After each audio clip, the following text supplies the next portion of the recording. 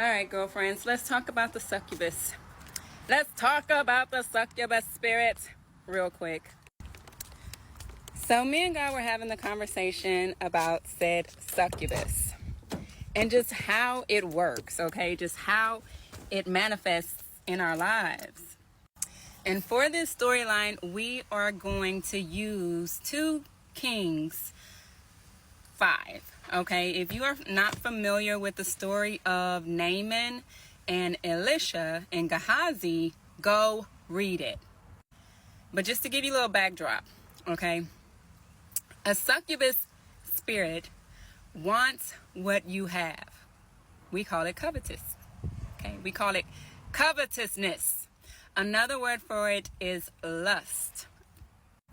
And so in the story of Naaman, he was an Italian. No, I'm thinking about Cornelius and the Italian band. Oh, hold on. Naaman was actually a captain in the Syrian army, or something to that extent, right? So he's a man of authority, and he's brought on victory for the Syrians. So anyways, here is how that succubus, that covetous, that lustful spirit shows up.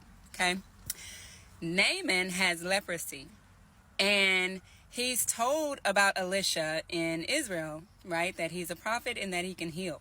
Okay, so he goes to Israel, he goes to Jerusalem rather, and what do you know? Elisha tells him to dip himself 7 times in the Jordan and be healed.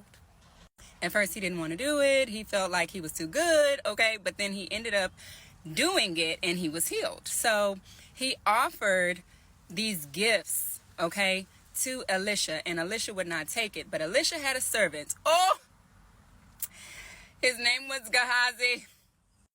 And so Gehazi saw that Elisha would not take the gifts from Naaman, and he ran behind Naaman and took the gifts. Like, oh, he wouldn't take them, but I will. That is a succubus. That is a succubus spirit, all right? And so if you have seen or have not seen the movie When the Burrow Breaks, this is another great analogy, because the succubus spirit typically is just happy to have something that someone else wants. It's an opportunist. It's an opportunist. And it's just excited at the fact that it has something. It finally has something that someone else wants. And this can be seen as that successful by association. So when you have those friends who feel like, oh, well, my friend is successful and my friend has this, my friend has that, whatever the case may be, they feel that they are successful because you have it. But essentially, it's also because they want it. They see that as success, and they want that success for themselves, okay? But that succubus spirit, okay, they will use their affiliation to you to get some of that for themselves. So we see Gehazi uses his association with Elisha to receive what Elisha was offered, something that was Elisha's had he accepted it, right? We see that Gehazi uses his association. So again, it's that successful by association, a succubus, because it's coveting.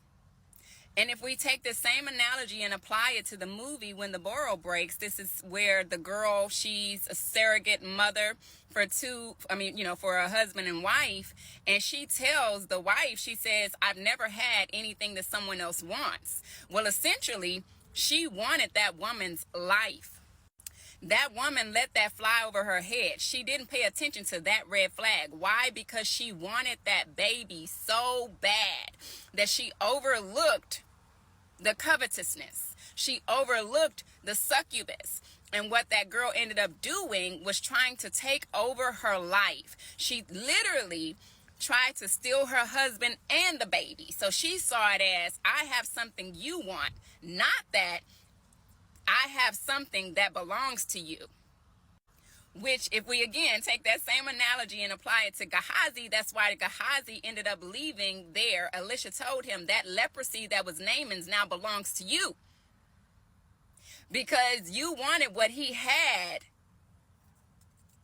status, rank, and wealth, now that means that you also have to receive what belongs to him.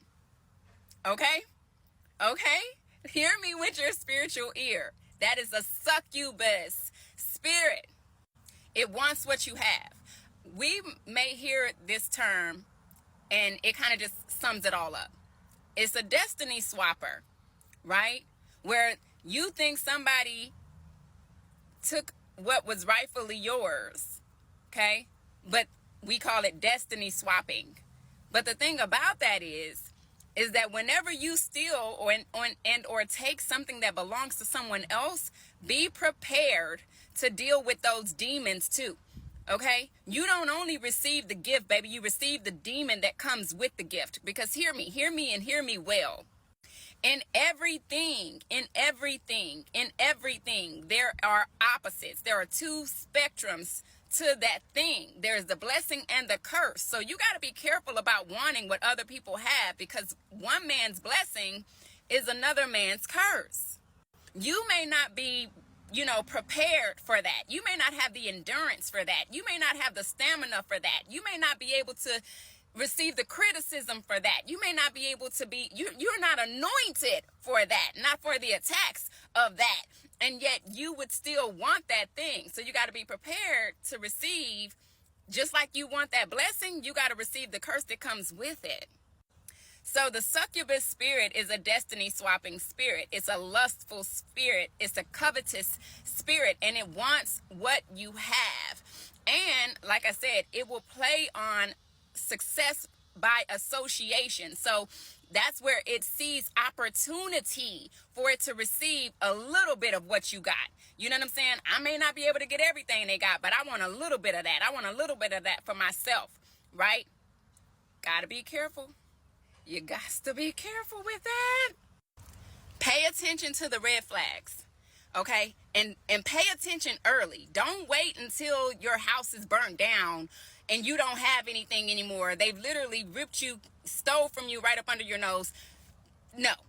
Pay attention, because they tell on themselves, and they do it early. Listen, Linda. Listen, Linda. People tell on themselves. That succubus spirit tells on itself, and it does it very quickly because it wants to attach to you very quickly, so you don't have a chance to see for yourself, so you don't have a chance to make a wise decision, so you don't have a chance to have righteous judgment. It will try its best to latch onto you quickly. That's lust. Okay? So be careful, because it's out and it's on the prowl right now. That succubus spirit is on the prowl right now, okay?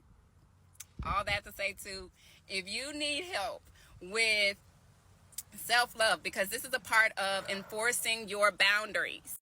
And when you don't necessarily know to love yourself and or how you're not loving yourself, you will not put boundaries in place.